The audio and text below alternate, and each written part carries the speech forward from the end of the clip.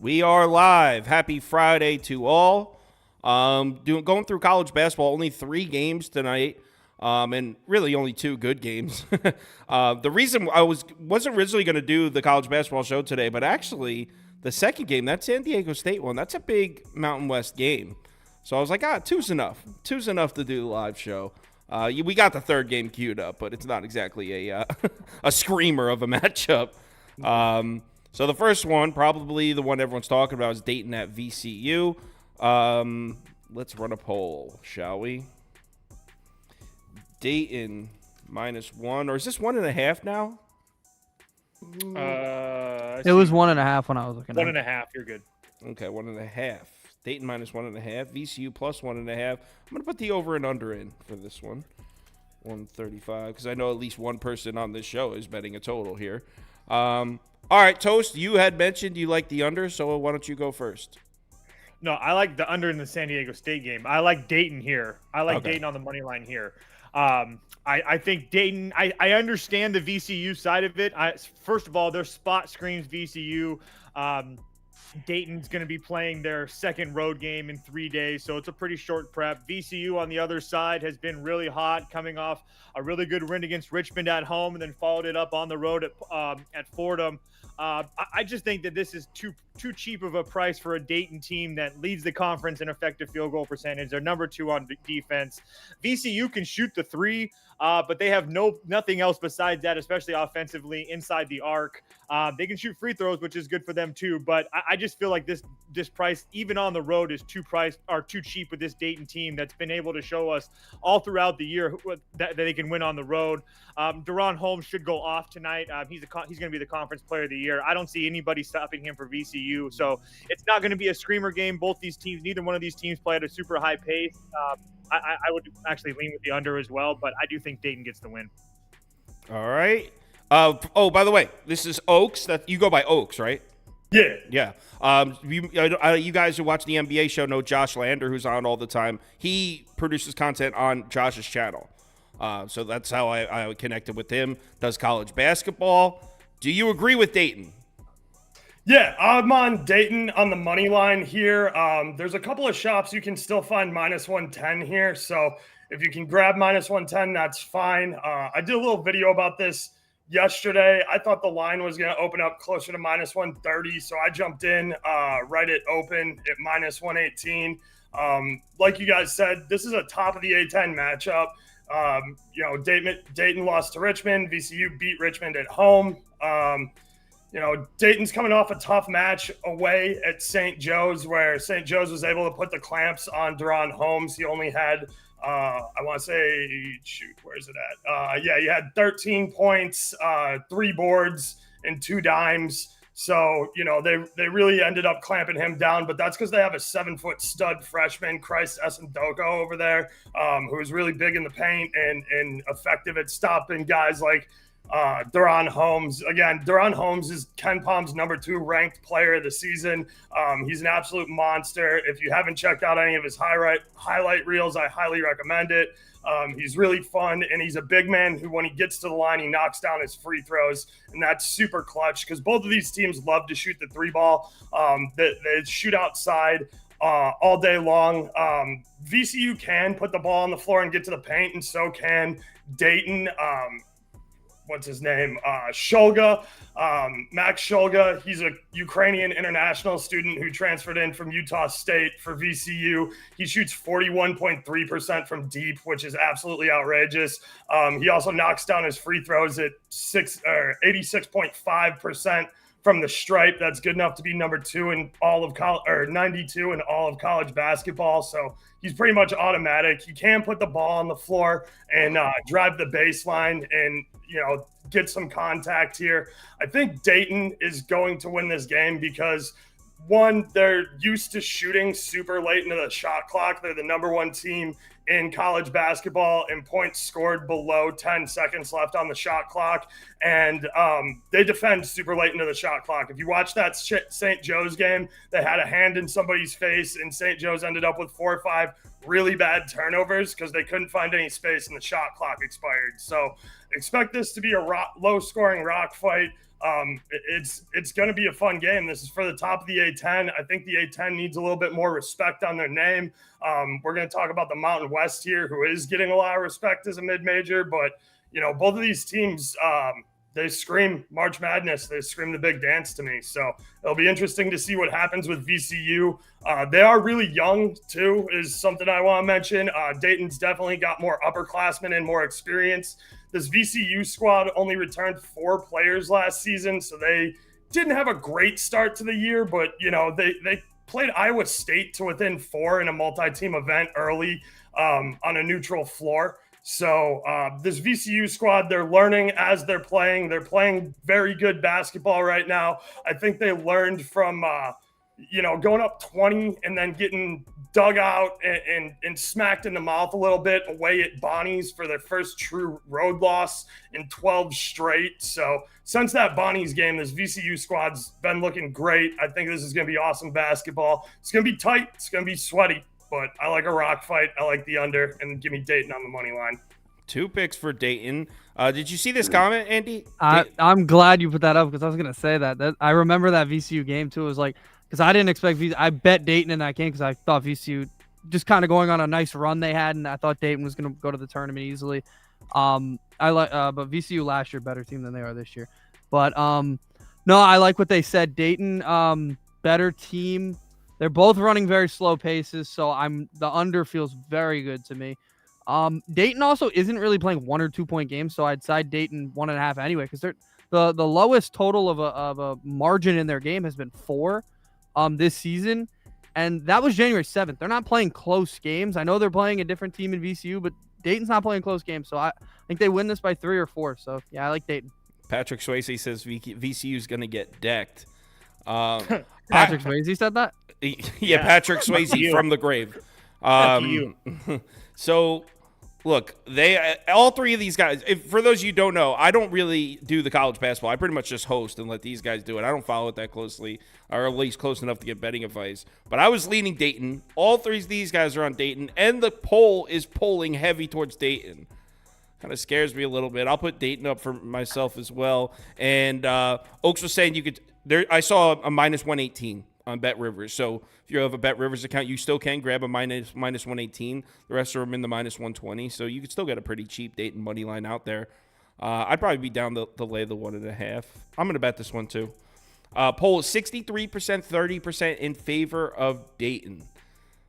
Let's move on to game number 2, which is San Diego State, Nevada. Now, this game's huge in the Mountain West standings.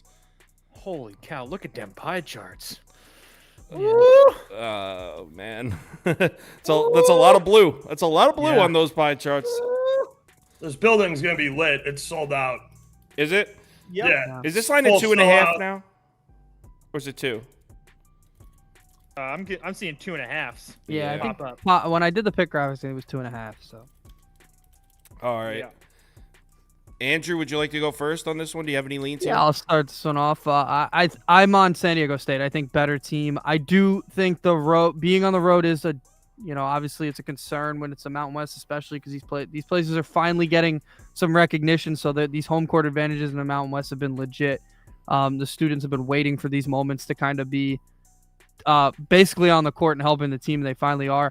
But I just think San Diego State has a better team. They're more experienced in terms of winning big games. They've played pretty well in big games this year. Plus 2.5. I think they're going to win the game outright. So just be safe with the plus 2.5. But I think they're going to win the game overall. Okay, San Diego State. I'm pretty sure Toast is on the other side of this one. Oh, no, Toast likes the under. This is the one Toast likes the under, right? All right. Yeah, I like the under, but now that I look at those pie charts, I really don't look at pie charts a lot, especially when I'm capping, because I feel it throws me sometimes in college. But now seeing those, I will definitely be making a bet on San Diego State after the end of the show. I think that's getting a little crazy. Yeah, Nevada, very good, top 20 as far as home court advantage in the country. Not to mention their coach, Steve Alford, 8-2 all-time ATS versus Brian Dutcher, who coaches obviously San Diego State. So maybe Steve Alford has an idea of how to figure this San Diego State team out. But at the same time, this Nevada team has been playing much better. But when they've played the upper echelon competitions of Boise State, San Diego State earlier, New Mexico. They're losing those games. So they win the games that they're supposed to win. They've had a nice win against TCU as well. But I think this is getting a little bit crazy at 2.5. Again, understand the coaching angle. I understand the home court angle. But the fact of the matter is San Diego State is one of the best defenses, if not one of the best defenses in the country. Number one defense in the conference as well. They don't shoot free throws very well, so that does bother me. But I haven't seen anything from this Nevada team that screams to me that, like, I'm so worried. I mean, the Utah State win was impressive. I will give them that on the road. But I also think that Utah State isn't in the same stratosphere as San Diego State. So they're 25 spots worse on KenPom, and I think it could be worse than that. So San Diego State's played a much harder schedule as well, top 10 schedule in the country. They've been tested all throughout the year. So starting their year off with an away game at BYU, they lost it. But like I said, they've been tested all through the year. So I like the under more. I think both teams, this is going to be like a March type of game where it's going to be an all-out slugfest. Neither one of these teams run like a super heavy, fast pace. But, yeah, I lean under 140, and now that I've seen those pie charts, I'm definitely taking San Diego State. You guys both took San Diego State. I was leaning the other way. I think Oaks is with me. I think Oaks is leaning Nevada, correct? Yeah, I took Nevada on the money line at the open last night at -122. That number is unfortunately long gone. I'm still okay taking Nevada here at the -2. Look, this is a top of the Mountain West Conference game. Like I said, this building's sold out, 20,000. It's going to be packed. And you're talking to a guy who took SDSU to go to the championship last year. Like, I have multiple brackets that I did. I had SDSU beating Bama, and they did, and they went to the championship game. This SDSU team is definitely quality, but this building's going to be nuts. Nevada is tough. I like that you guys mentioned that. These Mountain West Conference games do go under the radar a little bit because they don't have a national TV deal. They just have like a local Mountain West channel out there. So getting a standalone 8 p.m. CBS SN, like, nationally televised game here is huge. Selling out your building. I thought this game was going to be a whiteout, but they ended up going white and blue for the students. Student section's been sold out for a minute. I mean, this place is going to be lit, and I really like Keenan Blackshear and Gerard Lucas on Nevada. Blackshear plays the point guard, and he's one of the best setup guys. Nevada gets a ton of assists per field goal made. Like, they're up there in the top 25% in college basketball, and a lot of that has to do with Blackshear and his distribution abilities. He's also no slouch when it comes to shooting either. He shoots about 54% from the floor on the mid-range, but he is atrocious from the stripe, knocking down only about 64%. Lucas is their shooting guard. He hits the three ball at a really nice 38.7% clip, putting him in the top 350 in the nation. He's also just completely automatic from the free throw line. When he gets to the stripe, he knocks him down at 91%. So that's basically automatic. Ladie is, KenPom's number 6 player of the year for San Diego State, and he's good. He's a little undersized for a center at 6'9". He's 240. He is a big guy. He transferred in from TCU. He put up 14 points, 9 boards, and 2 assists versus Air Force. But he only knocks down like 72% from the stripe. San Diego State's big. Both of these teams' bigger problems here is they don't make free throws on the home court, though. I like Nevada. I like their ability to get to the stripe a little bit more, even though they struggle to knock them down. I also think you get a little friendlier whistle as the home court with the referees. So, both of these teams are really stout defensively. Whoever gets hot from the floor late probably wins this game. It's going to be a game of runs. The under here is very live. But yeah, I'm happier that I got in on the money line early at the -122 number than I am with this spread. What I would really like to see is if this walks out to 3, then I would probably take San Diego State with the full 3-point possession. Yeah, like I said, I'm on the other side, and I just placed this bet while he was talking. Based on what all these guys said, seems like both of these games, and I almost never tease the line in basketball. I think it's kind of pointless, but I just placed this based on what these guys are said. Dayton plus 4.5, Nevada plus 4.5. Basically a minus 106. Both seems like all three of these guys agree that these are low scoring, defensive, point, like leaning towards the under. So 4.5 points should be money in these short lines. Yeah, if you wanted to get real wild with it, I would take both of these teams, like both sides of both teams. This is going to be 6 points either way on both of these games. So you could take Dayton and VCU plus 6 and right, STF, right. Like that's how tight these games are going to be. There's no way either. I don't think there's any way either of these teams win by more than 2 possessions here. Yeah, so I like it. I just placed this is while he was talking. I placed this. Dayton plus 4.5, Nevada plus 4.5, minus 106. Let's do it. All right, last game, and this one's really exciting. Make sure you stay up for this one. San Jose State at Colorado. I will be. Yeah. Well, Toast, you're like 8 hours behind us in Alaska. True. That's fair. Oh, by the way, so poll was heavy towards San Diego State there, 56% to 34%. So the community's heavy on San Diego State. All right. San Jose State catching 15.5. Colorado State minus 15.5. Over 143.5. Under 143.5. All right, Andrew, did you take a look at this one? I looked at it. I tried to get to. I like San Jose State. Last year, I thought they were going to make the tournament. They're probably the biggest disappointment that nobody knows about. Last year, this team was one of the first few teams off on the bubble. They missed the tournament, barely missed the tournament. I thought they should have got in. And then this year, they're just atrocious. I don't know how. They've completely lost everything here. I tried to get there with them because I love them. But I think this might be a 20-25 point home game for Colorado State. That's a tough place to play. Very bad San Jose State team. I tried. I did everything I could to I looked in everything. This is Colorado State heavily. I don't see an avenue where this is even close. So the question is this one you would actually bet, or are you just leaning this way for the show, just giving out a pick? Oh, I'd actually bet Colorado State. Okay. I don't usually 15.5 is a lot, but it's pretty much what I said yesterday about Colorado. I was like, I thought it was a little high, but I thought Arizona State could keep it close. I don't think San Jose State can keep this even close. So, okay, that's the way. I mean, obviously, I don't know shit about these two programs, but just a quick 5 minutes glance. That's where I was leaning. Also, let's hear what Toast has to say first. Yeah, I just didn't want to lay 15, so I actually really like Colorado State team total over. It's at 79.5. I put it on VIP as well, but I would lean Colorado State minus the points as well. I just think this is a kind of a get-right spot for Colorado State. Haven't been super impressive. What's the team total at? 79.5. Okay. They've lost. They've played really well. They just a huge win against Boise State. I still can't believe that they killed that team. And they scored 75 there. And that's a Boise State team that's defensively one of the better teams in the country. And then besides that, they played San Diego State, Nevada on the road, which we just talked about how hard that is to play Nevada on the road, UNLV, Boise State, Utah State. So this is going to be a huge step down in class for Colorado State. I think the guys like Isaiah Stevens and Joel Scott and all those guys, Patrick Cartier, should have a nice little going off night tonight. So I just didn't really want to worry about what they're doing as far as defensively, because I'm with Andy. I'm a Tim Miles guy myself. I think San Jose State.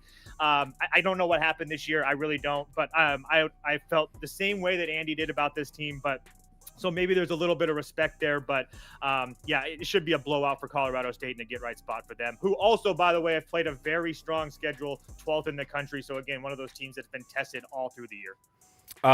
Someone's asking any picks for tomorrow. We have tomorrow's show at 10:30 a.m. Eastern. We're going through. We have 19 games queued up for tomorrow's show. So it's hard to make picks too when there's only 3 numbers on the board. Yeah, they're not even open yet. Tomorrow, that's the other thing is I'm waiting to make my college basketball show while we're doing this one. There's exactly 3 numbers on the board for tomorrow. Well, it's crazy because I was like, okay, bet Colorado, but Colorado opened as a favorite. They're gonna close at 2.5 against Arizona. It's not even a sharp play anymore. I'm so pissed off. Scoop got the luckiest cover. Oh, that's the wrong person. Scoop got the luckiest cover ever with Arizona the other night. Oh, man. that was. I'm ridiculous. still pissed about that. I like what Toast said about Colorado. I know we're gonna go through it tomorrow. That was the first thing I thought. I was like, Colorado just had I mean, they didn't have an easy game against Arizona State, but now you have Arizona who just played 3 overtimes and plays 2 days later. I thought it would be sharp, be like, oh, Colorado here, and then. But everyone's probably thinking the same way, so you're probably not going to get the best price. Doesn't mean it's the wrong side. It's not. I have some really good trends that go that way too. But yeah, anyway. Oaks, would you touch anything in this game? No, I mean, listen, it's a tough one because, Colorado State is clearly the better team here. I'm not super interested in laying 16 points. That always just screams trap to me. Kind of on either side. When I take big spreads like that, I normally do it with the dog. Like the other night, I took Butler over to cover versus UConn. I didn't think Butler was going to win after getting an outright win on the road versus Creighton, but on the road versus UConn, I knew they'd keep it within 15 points because that Butler squad is just too good. Now, that's Big East ball, too. This is Mountain West. Colorado State probably should be a little bit better, but they've been real poor since that loss to St. Mary's on December 9th. They have had some decent wins, but they've also played nobodies. You played 2 unranked non-Division I teams, and, not to throw dirt on what Toast is saying, they haven't been putting the ball through the hole very much. So I don't even necessarily love that team total because they haven't done a team total like that against a Division I opponent since they played Denver on December 6th. So, and we're talking teams like Air Force and Loyola Marymount, who in Fresno State, who, at least Fresno State and Loyola Marymount are in the top 200, but I haven't seen them score 80 plus on a team since they played, again, non-Division I teams. And when they played CSU Pueblo, they dropped 86. When they played Adams State, 106. That is good. Now, that does have a little bit to do with the defensives they're facing, and they have had 2 overtime games in there as well, which in college, sometimes you think, well, it's going to overtime. That's kind of an automatic over. Well, it's really not, because in college you get a 35-second shot clock, and about 7 points usually does it for you in overtime. So I don't know here.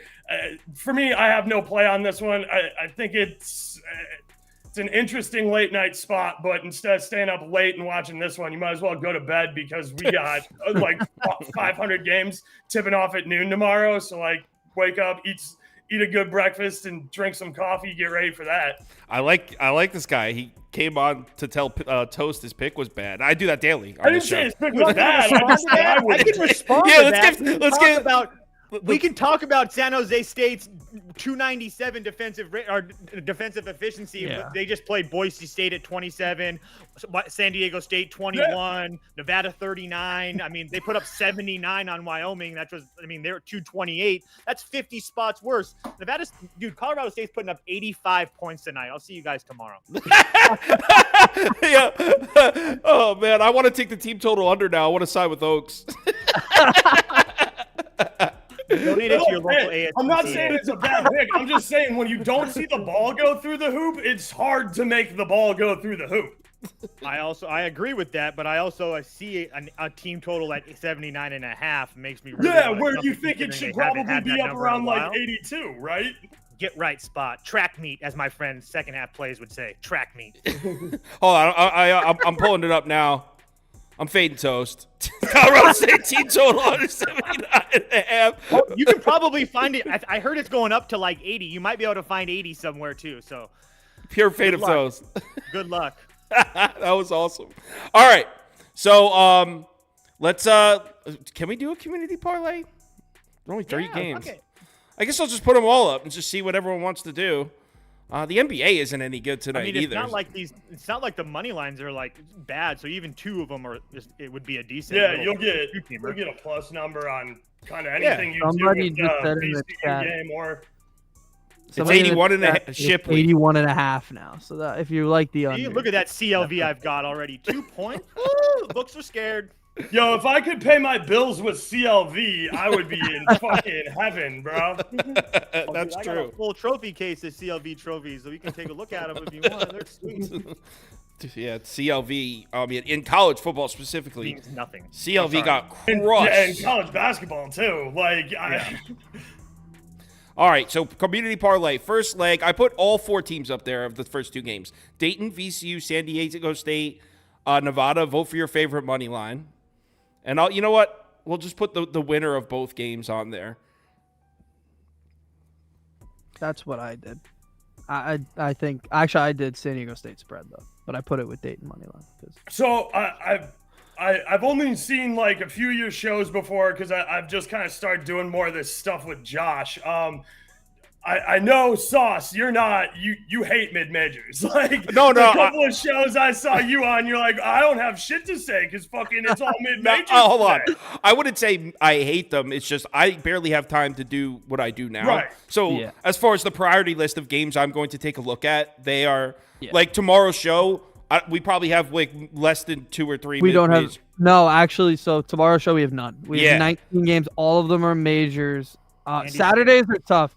Saturdays are tough with mid majors because every major's playing. So like we send some in if you want to talk about them, Toast. There might only be 3 of us. Andy's scared. It's okay. I I don't want to put him out of his element. I'm good with anything. Well, tomorrow it might just be the 3 of us because Oaks can't make it, Scoop can't make it. So if it's just the 3 of us, we could chalk up an extra few games if you have. Yeah, we'll figure it out. Yeah, because we'll run through. Send me slates. whichever games. I will look at them. I've already looked at all. No, the I saw the majors, list, Andy. I was just giving you shit, big guy. So Georgia's also not on that list. It's the first time we're not talking about Georgia. Very happy about it. Man, Georgia was a cover monster there for a while when they were getting absolutely disrespected at Kentucky. Andy is from Georgia. He's the biggest diehard Georgia basketball fan. I didn't know they existed, but he is one. He has a Mike White poster on his wall. No, I don't. Stop that. But as Toast said that, he goes, "Damn, a Mike White poster would be sick." That would be people are already firing him. So.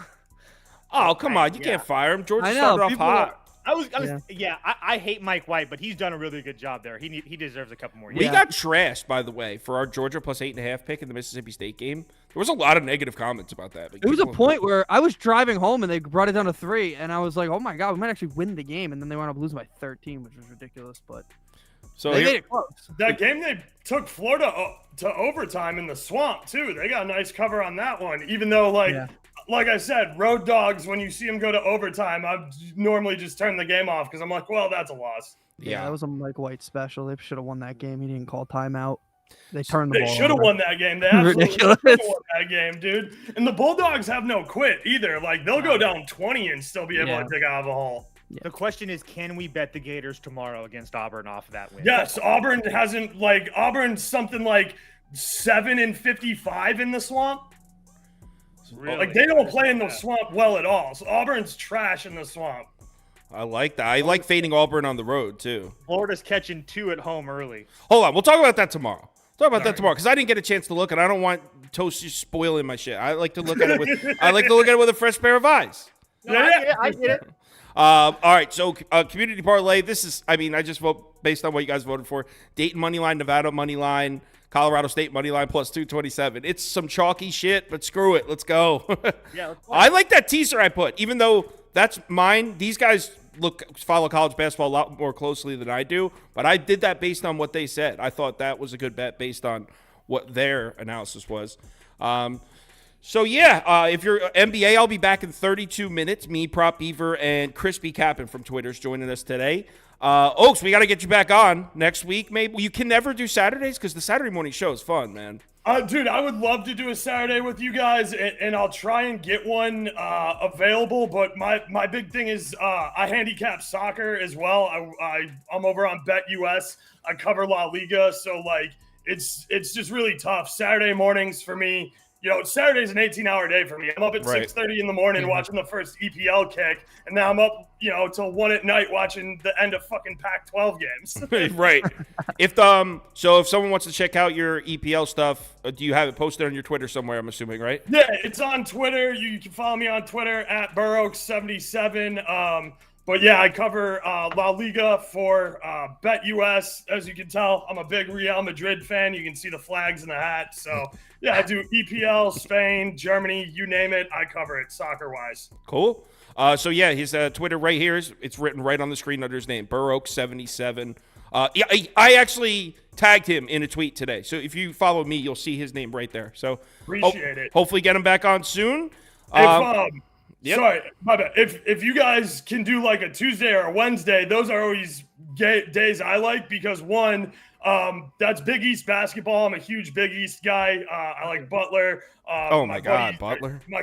My cousin's wife is a Marquette grad. You know, UConn's obviously nasty, and then I like all the mid majors. I'm an NIU grad, so like I watch a lot of MAC basketball and I watch a lot of mid major stuff that has competitive ball on Tuesday and Wednesday nights. Cool. Yeah, well, we do live shows Tuesday and Wednesday, and we'll get you on here. 3 p.m. is college basketball. So, yeah, let me get set up for this NBA show. See you guys in 30 minutes exactly. Toast and Andy, I'll text you guys a little bit. We'll set up the shit for tomorrow morning. Yep. Have a good night, guys.